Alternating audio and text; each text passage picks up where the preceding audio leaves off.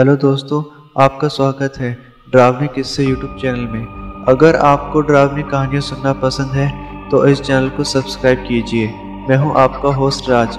आइए शुरू करते हैं आज की कहानी। दोस्तों, यह कहानी एक सरपंच की है जिनका नाम रिसाल सिंह था। रिसाल सिंह गांव के सरपंच ही नहीं, एक नामी हस्ती थे, क्योंकि सारे गांव में उनके न्याय और उनकी कुश्ती का डंका बजता था। उन दिनों गांव के लोग धीरे धीरे गायब हो रहे थे।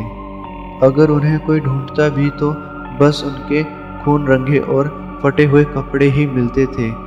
लोगों का ये कहना था कि गांव में कोई शेर या भालू घुस आया है जो धीरे धीरे लोगों को खा रहा है और कपड़े छोड़ देता है।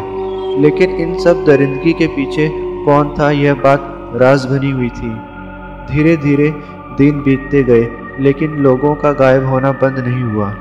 यह सब घटनाएं सरपंच रिसाल सिंह को अंदर ही अंदर चिंतित कर रही थी, लेकिन कुछ समझ में नहीं आ रहा था।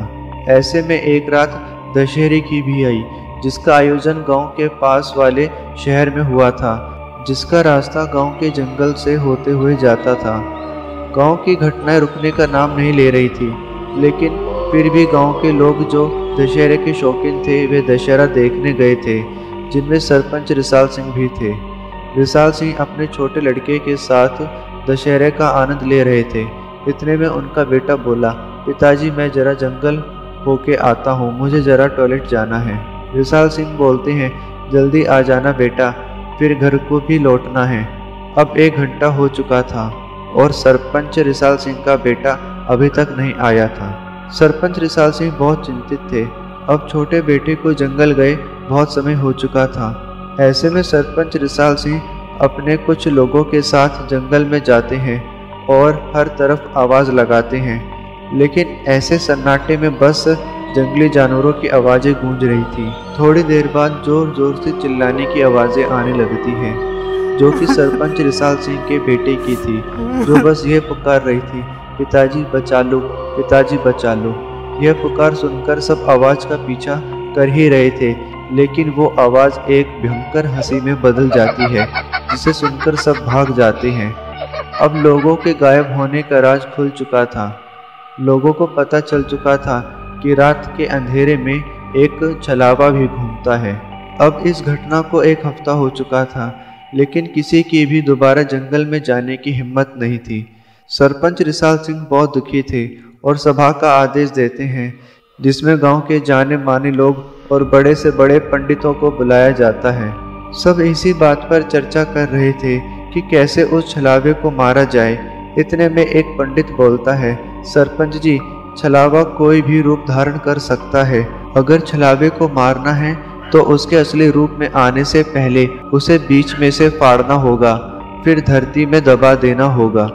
लेकिन दोबारा जंगल में जाने की किसी की भी हिम्मत नहीं हो रही थी, तो सरपंच रिसाल सिंह अकेले ही जंगल में जाने का फैसला करते हैं। जैसे जैसे समय बढ़ता जा रहा था, वैसे वैसे सन्नाटे के साथ साथ डर और जानवरों की आवाज़ें भी बढ़ती जा रही थी। ऐसे में एक आवाज़ बकरी के बच्चे की भी थी, जिसे सुनने में मानो यह लग रहा हो कि दर्द से करहा रही है।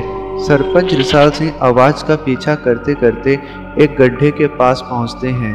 देखते हैं कि एक बकरी का बच्चा गड्ढे में पड़ा है और घायल है।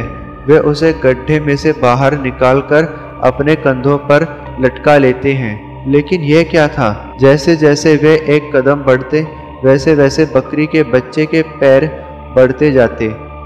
एक कदम बढ़ता, पैर बढ़ते, एक कदम बढ़ता, पैर बढ़ते, और उसके साथ साथ वजन भी बढ़ रहा था।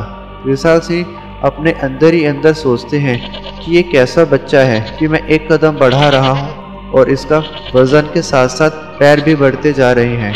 ऐसे में धीरे धीरे बकरी का बच्चा अपने असली रूप में आ ही रहा था। इतने में रिसाल सिंह उसे बीच में से पकड़ के फाड़ देते हैं और धरती में दबा देते हैं। इसी तरह रिसाल सिंह अपने बेटे का बदला लेते हैं और उस छलावे का खात्मा कर देते हैं। अगर ये कहानी आपको पसंद आई हो तो चैनल को सब्सक्राइब कीजिए और कमेंट करके बताइए क्या ऐसी घटनाएं होती हैं, और वीडियो को लाइक कर दीजिए। बेल आइकन को प्रेस करना ना भूलें। धन्यवाद।